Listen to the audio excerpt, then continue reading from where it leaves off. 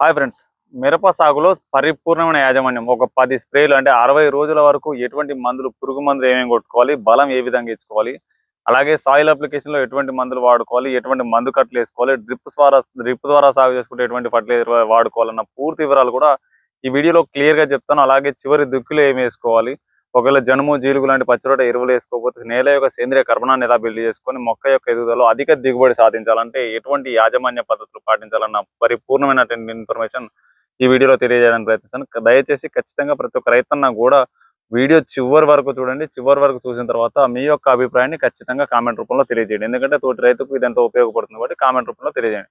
First of all, ఈ సంవత్సరం మనకు అధిక వేడి వాతావరణం ఉంది. వర్షాలు అనేది చాలా అంటే చాలా తక్కువగా పడుతున్నాయి. ఇలాంటి సమయంలో మనకు తెల్లదోమ ఉధృతి ఎక్కువగా ఉండి వైరస్లు అనేవి చాలా ఎక్కువగా రావడానికి అయితే అవకాశం ఉంటుంది. మనకు ఆల్రెడీ నార్మల్లోనే తామర పురుగు అయితే చాలా మంది కనపడుతుంది. ఈ వాతావరణంలో మాత్రం పోయినసారి వైరస్లు అనేది లేవు, కానీ ఈసారికి వచ్చేసరికి వైరస్లు అనేది ఎక్కువగా ఉండే అవకాశం అయితే చాలా వరకు ఉంటుంది. ఎందుకంటే ఇదే వాతావరణం కంటిన్యూ అయితే మాత్రం. ఇక రెండవది, ఈ డ్రాట్ కండిషన్స్ లో మనకు ఈ ఫ్లవర్ డ్రాపింగ్, మనకు పూత కన్వర్షన్ అవ్వడం, అంటే పింద కట్టడం, ఇలాంటి సమస్యలు అయితే చాలా ఎక్కువగా ఉంటాయి. ఇది మాత్రం సాధారణం. మొక్క యొక్క ఎదుగుదల కూడా ఇప్పుడు నైట్ టైంలో చల్లబడ్డట్టుండి డే టైంలో ఎండ కొట్టినట్టుంటే మొక్కలు అనేది గిరసబారినట్టుగా ఎదుగుదల లేకుండా ఎదుగుదల లోపించుంటాయి. దీనికి కూడా ఎటువంటి యాజమాన్యం చెప్పాలన్న పూర్తి వివరాలు ఈ వీడియోలో తెలియజేస్తాను. ఫస్ట్ ఆఫ్ ఆల్, ప్రతి రైతు కూడా ఈ మొక్కలో ఈరోజు రైతన్న ఏమైందంటే వైరస్ వచ్చిందనగానే తెల్లదోమ వచ్చిందని చెప్పేసి ఈ వీడియోలో ఎలాంటి నాలెడ్జ్ ఉంటుందో చెప్తాను. తెల్లదోమ వచ్చిందని చెప్పేసి పుట్టుగా మందులు కొడతారు. ప్రజెంట్ ప్రతి రైతు తెలుసుకోవాల్సింది ఏంటంటే, మార్కెట్లో ఉన్నటువంటి ఎంత మంచి మందు అయినా సరే కేవలం 5 నుంచి 6 రోజుల వరకు మాత్రం, గరిష్టంగా వారం రోజుల వరకు మాత్రమే మిరపలో పురుగుని, ఏ రకమైన పురుగైనా, తెల్లదోమైనా, తామర పురుగైనా, నల్లి అయినా, లేదంటే పురుగైనా, దేన్నైనా సరే ఒక పురుగును కంట్రోల్ అయితే ఏమో కానీ మిగతా అన్ని కూడా తెల్లదోమ కానీ, తామర పురుగు కానీ, నల్లి కానీ, ఈ 3 కూడా వారం రోజుల కంటే కూడా ఎక్కువగా కంట్రోల్ చేసేటువంటి ఎటువంటి మందు అయితే మార్కెట్లో లేదు. దానికి కారణం ఏంటంటే, మొక్కలో ప్రజెంట్ ఒక తెల్లదోమ అనేది మొక్క పైన దాడి చేస్తుందంటే దానికి ప్రధాన కారణం ఏంటంటే, మొక్కల్లో ఏ విధంగా ఉంటుందంటే, మొక్క నత్రజని తీసుకున్న తర్వాత దాన్ని ఫ్రీ అమైనో యాసిడ్స్ రూపంలోకి మారుస్తుంది. మార్చిన తర్వాత దాన్ని ప్రోటీన్ గా మార్చి మొక్క తన యొక్క మెటబాలిజానికి, అంటే జీవన వ్యవస్థకి, కాయలు కాయడానికైనా, చెట్టు ఎదగడానికైనా, కొమ్మలు రావడానికి, ఆకులు పచ్చగా మారడం, వీటన్నిటికి కూడా వాడుకుంటది. ఈ ఎప్పుడైతే ఈ మొక్క లోపల ఉన్నటువంటి ఈ పత్ర రసం అనేది, ఫ్రీ అమైనో యాసిడ్స్ అనేది ప్రోటీన్ గా మారవో అప్పుడు తెల్ల మొక్క పైన దాడి చేయడం జరుగుతుంది. మొక్కలో ఫ్లోయంలో తామర పురుగులేమో మొక్క యొక్క కణాల నుంచి రసం తీసుకుంటాయి. ఈ తెల్లదోమేమో మొక్కల నుంచి ఫ్లోయంలో నుంచి రసం తీసుకుంటుంది. ఇక్కడ చాలా దారుణమైన విషయం ఏంటంటే, తెల్లదోమ విషయంలో తెల్లదోమ అనేది ఒకవేళ మగ దోమ లేకపోయినా కూడా గుడ్లు పెడుతుంది. అది మగ దోమలు పుట్టడానికి అవకాశం ఉంటుంది. ఈ తెల్లదోమ యొక్క జీవన చక్రం గురించి కూడా నేను చాలా వీడియోస్ చేశాను.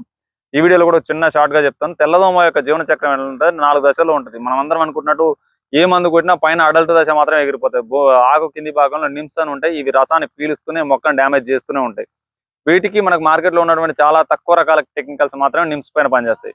ఇంకొకటి, తెల్లదోమ యొక్క జీవన చక్రంలో ఎలాంటి దశలు ఉంటాయంటే, తెల్లదోమ అనేది మనం కొట్టినటువంటి మందు ద్వారా చనిపోకపోతే, ఒకవేళ మగదోమలు అన్ని చనిపోయినాయి అనుకోండి, మగదోమలు లేకపోయినా ఆడదోమ గుడ్డు పెడుతుంది. ఆ ఆడదోమ గుడ్డు పెడితే అన్ఫర్టైల్ ఎగ్ నుంచి వచ్చినటువంటి అన్ని పిల్లలు కూడా మగదోమలుగా పుడతాయి.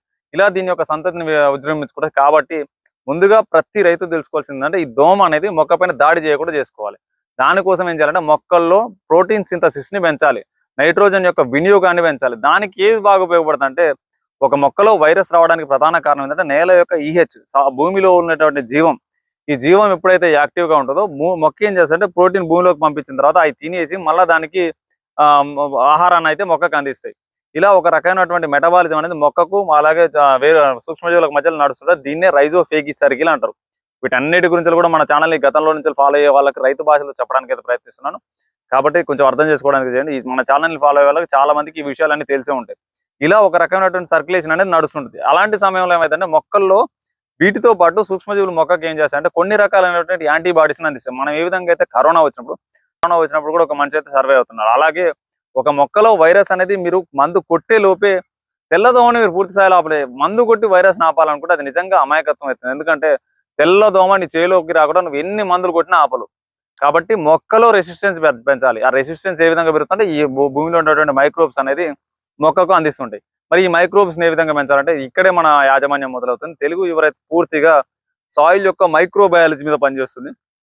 నేలలో ఫస్ట్ ఆఫ్ ఆల్ మైక్రోబయాలజీని నింపిన తర్వాతే మొక్కకు పైన న్యూట్రిషనల్ మేనేజ్మెంట్ చేస్తుంది. తెలుగు ఎవరైతే దీని మీద పనిచేస్తుందంటే, న్యూట్రిషన్ యూసేజ్ ఎఫిషియన్సీ. పురుగులో మొక్కలో న్యూట్రిషన్ ఇవ్వడం కాదు. నేను చాలా మంది రైతులు నాకు అదే చెప్తుంటారు, అన్న ఫస్ట్ సారి 10-20 వేసినా, రెండోసారి 20 వేసినా, మూడోసారి DAP వేసినా, ఇలా మందు కట్టలు మార్చేస్తున్నారు. కానీ మీరు వేసేది ఇక్కడ మీరు తెలుసుకోవాల్సినటువంటి అతి గొప్ప విషయం ఏంటంటే 20-20-0-13లో ఉండేది నత్రజని భాస్వరం, 10-26లో ఉండేది నత్రజని భాస్వరం, దాంట్లో పొటాష్ ఎక్స్ట్రా ఉంటుంది అంతే, ఒక ఎలిమెంట్ మారుతుంది అంతే. మళ్ళీ DAP వేసినా అందులో నత్రజని భాస్వరసే ఉంటుంది. ఇలా ఇన్ని రకాలు వేసినా అదే ప్రైమరీ న్యూట్రిషన్ వేస్తున్నారు. కానీ ఇక్కడ పర్సంటేజ్లు మారుతున్నాయి అంతే. కాకపోతే ప్రతి రైతు తెలుసుకోవాల్సింది ఏంటంటే ఎంత పర్సంటేజ్ లో ఫర్టిలైజర్ ఇస్తున్నాం అనేది కూడా అసలు ముఖ్యమే కాదు. జనాలను రైతులు ఎంతగా డివైడ్ చేశారంటే ఫర్టిలైజర్ అనేది పర్సంటేజ్ లేకుండా బాగా పనిచేస్తుంటారు. గుర్తుపెట్టుకోండి, నేను చాలా సార్లు చెప్పాను, యూరియా బస్తా వేసినా అంతే విలువ ఉంటుంది, అమోనియా 15-20 కేజీలు వేసినా అంతే బలం ఉంటుంది, కాల్షియం నైట్రేట్ 5 కిలోలు వేసినా అంతే పవర్ ఉంటుంది. అంటే ఇక్కడ పర్సంటేజ్ తగ్గుతున్న కొద్దీ దిగుబడి ప్రభావం పెరిగింది. అంటే దాని అర్థం ఏంటంటే న్యూట్రిషన్ యూసేజ్ ఎఫిషియన్సీ, మొక్కకు పోషకం ఎంత బాగా ఉపయోగపడుతుంది అనేది ఇంపార్టెంట్. కానీ నువ్వు ఎంత పర్సంటేజ్ లో తీసుకున్నావు, 10-20 26% ఉంది, 14-30 35% ఉంది, ఇది కాదు కావాల్సింది.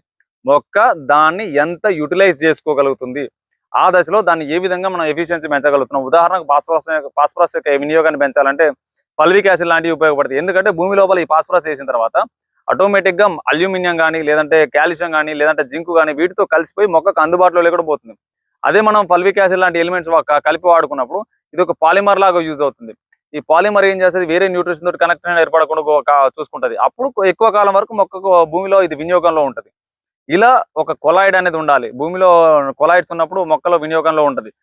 ఒక స్ట్రక్చర్ వైజ్ గా ఉంటుంది ఈ వ్యవస్థ అంతా. కానీ మనం ఏం చేస్తామంటే పర్సంటేజ్లు చూసుకున్నాం, లేదంటే PSB ఫాస్ఫరస్ సాలబలైజింగ్ బ్యాక్టీరియా అని కొంతమంది, ఇలా ఏముండవు. సపరేట్ గా ఒక సాలబలైజింగ్ బ్యాక్టీరియా అంటే ఉండదు.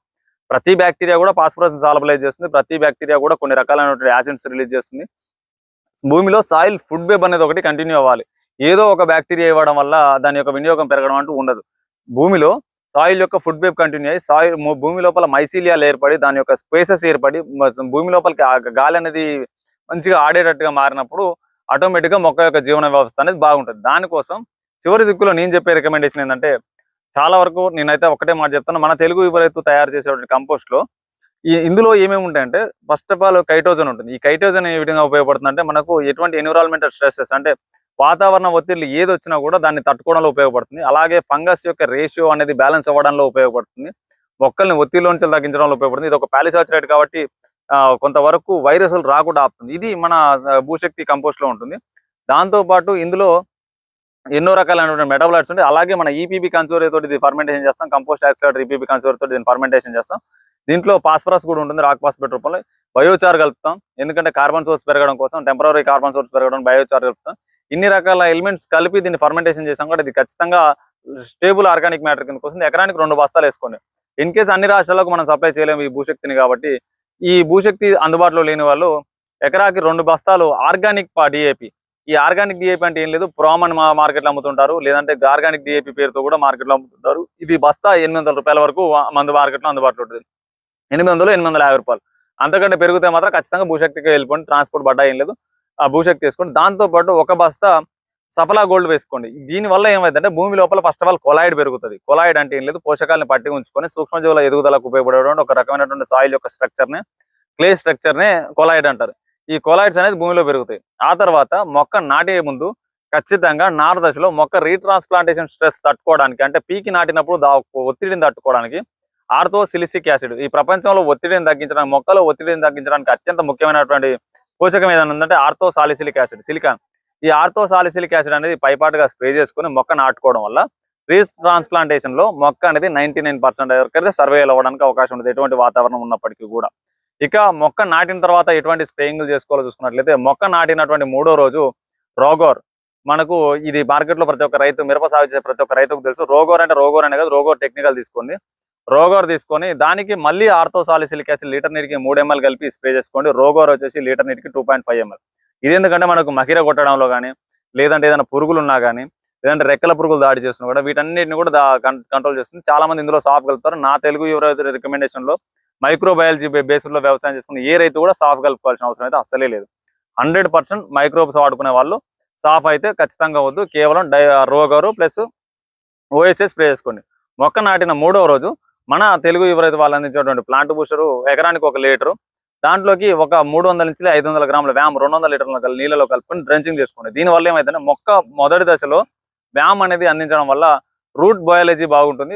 ఒకవేళ సొంత ఫీల్డ్ లో నారు పోసుకున్న వాళ్ళు ప్లాంట్ బూస్టర్ వ్యామ్ లో రూట్ ట్రీట్మెంట్ చేసుకుంటూ నాటుకోవచ్చు, లేదంటే డ్రెంచింగ్ చేసుకోవచ్చు. దీనివల్ల ఏమైందంటే రూట్ యాక్టివేషన్ తొందరగా జరిగి వేరు వ్యవస్థ అనేది దృఢంగా పెరుగుతుంది, మొక్క బలంగా పెరుగుతుంది. ఫస్ట్ ఆఫ్ ఆల్ బేసల్ మొక్క నాటిన తర్వాత 3వ రోజు చేయాల్సిన పని ప్లాంట్ బూస్టర్ వ్యామ్ డ్రెంచింగ్ చేసుకోవడం. రెండవ ఖచ్చితంగా డ్రెంచింగ్ చేసుకోవాలి, డ్రిప్ కూడా కాదు, డ్రెంచింగ్ చేసుకున్నాడే మంచి ఫలితాలు ఉంటాయి. స్ప్రేయింగ్ లో రోగోరు ప్లస్ ఇది. ఆ తర్వాత రెండో స్ప్రేలోకి వచ్చేసరికి వారం రోజులకి lancer gold plus plant booster. ఇది ఎందుకంటే ఇగుర్లు చిట్లడానికి, ఇగుర్లు చిట్లి మనకి ఇగుర్లు కొత్తగా రావడానికి, మొక్క స్టేబుల్ న్యూట్రిషన్ అందడం కోసం ప్లాంట్ బూస్టర్. దాంట్లోకి తెల్లదోమ కానీ లేదంటే మనకు తామర పురుగులు కానీ మొక్కల్లో అటాక్ చేసే అవకాశం ఉంటుంది కాబట్టి లాన్సర్ గోల్డ్ వాడుకోండి. అతి తక్కువ ధరలో ఇమిడాక్లోపిడ్ ఎస్పేట్ కాంబినేషన్ లో ఉంటుంది. ఇది వాడుకోవడం వల్ల తక్కువ ధరలో మనకు రెండవ స్ప్రే కూడా అయిపోతుంది. ఇక 3వ స్ప్రేలోకి వెళ్ళేసరికి మొక్కల్లో ఆల్రెడీ తెలుగు రాష్ట్రాల్లో ఉన్నటువంటి అన్ని రకాల నేలల్లో కూడా చాలా వరకు ఈ తెల్లదోమ యొక్క రెసిస్టెన్స్ అనేది పెరిగిపోయింది. ఈ దశలో మీరు ప్లాంట్ యొక్క బ్రిక్స్ ని సాయిల్ అప్లికేషన్ ద్వారా బ్యాలెన్స్ చేయలేరు. ఎందుకంటే అది అప్పటికే కుదురుకుంటున్నటువంటి మొక్క కాబట్టి దానికి మనం స్ప్రే చేసిన మందులు కొన్నిసార్లు పని చేయకపోవచ్చు. దీనికోసం కొంచెం కాస్ట్లీ అయినా సరే సింజెంటాలో ఎలస్ట్రాల్ నియో అని చెప్పేసి ఒక కొత్త తరం టెక్నికల్ అనేది రావడం జరిగింది. దీన్ని స్ప్రే చేసుకోవడం వల్ల చాలా వరకు మొక్కల్లో తెల్లదోమలో ఇంకా రెసిస్టెన్స్ అంటే తట్టుకునేటువంటి శక్తి బిల్డ్ అవ్వలేదు కాబట్టి ఇది 15 నుంచి 20 రోజుల వరకు అయితే తెల్లదోమను ఆపగలదు. దీన్ని ఎలస్ట్రాల్ నియోని 3వ స్ప్రేగా స్ప్రే చేసుకోండి. దీనికి తోడుగా మన అల్ట్రా ప్రో, మన తెలుగు ఎవరైతే అందించినటువంటి పాస్పటైజ్ ఎంజైమ్ అల్ట్రా ప్రోని స్ప్రే చేసుకోండి. దీనివల్ల ఏమైందంటే సైడ్ బ్రాంచెస్ బాగా వస్తాయి. మొక్కల్లో ఎటువంటి ఫాస్ఫరస్ డెఫిషియన్సీ ఉన్నా కూడా దాన్ని కంట్రోల్ చేసుకోవడానికి, దాన్ని నిలదొక్కుకోవడానికి, ఇప్పటి వరకు మనం ఒత్తిడిని జయించడానికి మాత్రమే మనం మెడిసిన్ వాడుకుంటూ వస్తున్నాం కదా, ఇది ఇంకొంచెం దాన్ని ప్లాంట్ ని బూస్ట్ చేసి ముందరికి వెళ్ళడానికి ఉపయోగపడుతుంది. ఇవన్నీ కూడా టెక్నికల్స్, ఎటువంటి బయోమందులు అయితే కాదు. మేము ఇచ్చే అన్ని కూడా తెలుగు ఎవరైతే మీకు అందించేది మొత్తం కూడా న్యూట్రిషన్. ఇక 4వ స్ప్రేలోకి వెళ్ళేసరికి మీరు ఇక్కడ ఇన్విక్టోకి వెళ్ళిపోవచ్చు, గ్రోమోర్ ఇన్విక్టోకి వెళ్ళిపోవచ్చు. ఈ ఇన్విక్టో ఏంటంటే ఇది కూడా కొత్త తరం దోమ మందు, తామర పురుగులో పనిచేస్తుంది. దీంట్లోకి మీరు మన ఈ ప్లాంట్ బూస్టర్ మల్టీమిన్ కానీ లేదంటే మళ్ళీ ఓఎస్ఏ 4వ స్ప్రే ఓఎస్ఏ కానీ మీ యొక్క అందుబాటుని తగ్గట్టుగా మేము ఒక కిట్ రూపంలో తయారు చేస్తాం. మాకు మొక్కల ఫోటోస్ పెడితే దాన్ని పెస్టిసైడ్స్ అయితే మేము ఖచ్చితంగా అందిస్తాం. 5వ స్ప్రేలోకి వెళ్ళేసరికి ఇప్పటికి 4 రోజుల్లో మనకు నెల రోజులు అయితే కంప్లీట్ అయిపోతుంది. ఈ నెల రోజుల్లో మనకు వచ్చినటువంటి మొక్క దశను తగ్గట్టుగా మనం దాంట్లోకి మొక్క ఈ దశలో పూత అనేది స్టార్ట్ అయినట్లయితే మన ఈ సైజర్ ఏం చేస్తుంటే మొక్కల్లో స్ట్రెంత్ పెంచడంలో, మొక్క యొక్క ఎబిలిటీ పెరగడంలో దాంట్లో చాలా బాగా ఉపయోగపడుతుంది. ఈ దశలో మనకు పురుగు వచ్చేటువంటి అవకాశం ఉంటుంది కాబట్టి పురుగుకు, తామర పురుగుకు, తెల్లదోమకు మూడింటికి కలిపి సింజెంటా ప్లెసివో వాడుకోవడం జరుగుతుంది. 5వ స్ప్రేగా సింజెంటా ప్లెసివో వాడుకుంటే సరిపోతుంది. 6వ స్ప్రేలోకి వచ్చేసరికి మొక్క యొక్క దశని తగ్గట్టుగా మార్చుకోవాలి. న్యూట్రిషన్ పరంగా చూసుకున్నట్లయితే ఈ దశలో మొక్క అనేది ఒక రకమైన స్టెబిలిటీ ఉంటుంది. సైడ్ బ్రాంచెస్ వచ్చేసి మొక్క అనేది గుబురుగా మారుతుంటది కాబట్టి ఈ దశలో ఇంకా కొంచెం సైడ్ బ్రాంచెస్ పెరగడానికి మళ్ళీ మన అల్ట్రా ప్రో దాంట్లోకి ప్లాంట్ బూస్టర్ కానీ మల్టీమిన్ కానీ కలిపి స్ప్రే చేసుకుంటే మొక్క యొక్క ఎదుగుదల అనేది బాగుంటుంది. ఇక సాయిల్ అప్లికేషన్ విషయంలోకి వచ్చినట్లయితే ఇవన్నీ కూడా కొన్ని ప్రాంతాల తగ్గట్టుగా, వాతావరణం తగ్గట్టుగా నేను మార్చి చెప్తాను. 100% మా తెలుగు యూరోత్ మేనేజ్మెంట్ లో చేసుకోవాలనుకున్న వాళ్ళకి 100% మార్చేది చెప్తాను. ఇది పర్మనెంట్ అయితే ఇదే ఖచ్చితంగా వాడాలని లేదు, ఖచ్చితంగా రైతుకు తగ్గట్టుగా మారడానికి అయితే అవకాశం ఉంటుంది. ఇక సాయిల్ అప్లికేషన్ లో కాలువల ద్వారా సాగు చేసిన వాళ్ళు 15 రోజులకు, మొక్క నాటిన 15 రోజులకు ఎకరాకు ఒక బస్తా డిఏపి, ఒక బస్తా మళ్ళీ సఫలా గోల్డ్, ఒక 10 కిలోల నుంచి 20 కేజీల వరకు సాయిల్ యొక్క స్ట్రక్చర్ ని తగ్గట్టుగా అమోనియా సల్ఫేట్ వాడుకోండి. దీనివల్ల ఏంటంటే అమోనియా సల్ఫేట్ వాడుకోవడం నైట్రోజన్ సింథసిస్ స్టార్టింగ్ లో చెప్పాను కదా, అది చాలా సమర్థవంతంగా జరుగుతుంది. సల్ఫరాన్ చేయడం వల్ల మొదటి దశలోనే 20-20-13 కానీ లేదా డిఏపి కానీ కలుపుకొని ఈ రకమైన ఫర్టిలైజర్ వేసుకోండి. దీనివల్ల ఇంకా కొంచెం మైక్రోబియల్ ఎలిమెంట్స్ అనేది పెరుగుతాయి. దాంతోపాటు మొక్క స్టెబిలిటీ కోరుకుంటుంది. దాంతో పాటు వీలైతే కాలువల ద్వారా నీళ్లు పారించేటప్పుడు స్లరీ తయారు చేసుకుని కాలువల ద్వారా నీళ్లు పారించుకోండి. స్లరీ అయితే మ్యాండేటరీగా వాడుకోండి. దాంతోపాటు సఫలా గోల్డ్, అమోనియా సల్ఫేట్, డిఏపి వేసుకోండి. ఇక డ్రిప్ ద్వారా సాగు చేసుకున్న ఫస్ట్ దశలో ప్లాంట్ బూస్టర్ వ్యామ్ డ్రెంచింగ్ చేసుకున్న తర్వాత రెండో దశలో నుంచి వరుసగా 2 సార్లు స్లరీ ఇవ్వండి. ఈ స్లరీ ఇవ్వడం వల్ల సాయిల్ అప్లికేషన్ లో మైక్రోబియల్ యాక్టివిటీ అనేది పెరుగుతుంది. దానివల్ల మొక్క మొదలులో రైజోఫేగస్ అనేది తొందరగా ఏర్పడుతుంది. మొక్క వైరస్ తట్టుకోవడంలో చాలా సమర్థవంతంగా ఉపయోగపడుతుంది. ఆ తర్వాత రెండో దశలోకి వచ్చేసరికి మనకు ఇక్కడ ఎకరానికి ఒక 5 మనం ఎటువంటి వాటర్ సాలబుల్స్ అయితే వాడించాం, ఎకరానికి ఒక 5 కేజీల డిఏపి నానబెట్టుకొని దాన్ని వడగట్టుకొని డ్రిప్ ద్వారా పారించుకోవచ్చు. దాంట్లోకి 2 లీటర్ల పాస్పరిక్ యాసిడ్ ఇవ్వండి. ఇక్కడ దీనివల్ల ఈ డిఏపితో కల్పించడం ఎందుకంటే పాస్పరిక్ యాసిడ్ అనేది తొందరగా లీచ్ అవుట్ అయిపోయేటువంటి స్వభావాన్ని కలిగి ఉంటుంది. అందుకే ఒక 5 కేజీల డిఏపి కలుపుకోవడం వల్ల ఈ లీచ్ అవుట్ అనేది చాలా వరకు తగ్గిపోతుంది. అలాగే మనం భూమిలో మైక్రోబ్స్ ఇస్తున్నాం కాబట్టి ఇది ఎటువంటి చిలేషన్ అయితే జరగదు. ఇన్ కేస్ దీన్ని ఈ దశలో మీరు వాడుకోవాలనుకున్నప్పుడు జస్ట్ ఒక 1/2 కేజీ ఫల్విక్ యాసిడ్ కలిపి వాడుకుంటే సరిపోతుంది. ఎటువంటి మనం ఇచ్చేటువంటి స్లరీ వల్ల ఎటువంటి లీచ్ అవుట్ అయితే ఉండదు కాబట్టి ఫల్విక్ యాసిడ్ వాడుకోవచ్చు, వాడుకోకపోయినా పర్వాలేదు. ఫల్విక్ యాసిడ్ కలిపి వాడుకోండి. మూడో దశలో మళ్ళీ స్లరీ వాడుకోండి. ఆ తర్వాత కాల్షియం నైట్రేట్ 5 కిలోలు, బోరాన్ ఒక 1/4 కేజీ కలిపి వల్ల కాల్షియం యొక్క మొబిలిటీ పెరుగుతుంది. ఇలా ఒక సమగ్రమైనటువంటి షెడ్యూల్ అనేది మీకు అందించడం జరుగుతుంది. అది మొక్క యొక్క దశను బట్టి, మొక్క యొక్క ఎదుగుదలను బట్టి పూర్తి స్థాయి తెలుగు యువ రైతు నాలెడ్జ్ ని మీరు అర్థం చేసుకోవాలనుకుంటే మాత్రం ఖచ్చితంగా తెలుగు యువ రైతు ఛానల్ ని ఫాలో అయ్యి మన తెలుగు యువ రైతు బ్లాగ్స్ అనేది అన్ని పూర్తిగా చదవండి. నేల యొక్క జీవన విధానం, నేల యొక్క వ్యవస్థలు ఇవన్నీ మీకు అర్థమవుతాయి. ప్రతి రైతు టెక్నికల్ గా ఆలోచించాలనేది మా ఆశయం. కాబట్టి ప్రతి రైతు షేర్ చేయండి. మేము చేసే ప్రయత్నానికి మీ వంతు సహకారం అయితే ఖచ్చితంగా అందించండి. మీ సహకారం లేకుండా మేమైతే ముందరికి వెళ్ళాలంటే వెళ్ళలేం. ఖచ్చితంగా ప్రతి ఒక్క రైతు కూడా 100% ఒక చిన్న కామెంట్ చేయండి. ప్రతి రైతు తోటి రైతుకు చేరే విధంగా షేర్ చేస్తారని మనస్ఫూర్తిగా కోరుకున్నాను. జై హింద్, జై జవాన్, జై కిసాన్.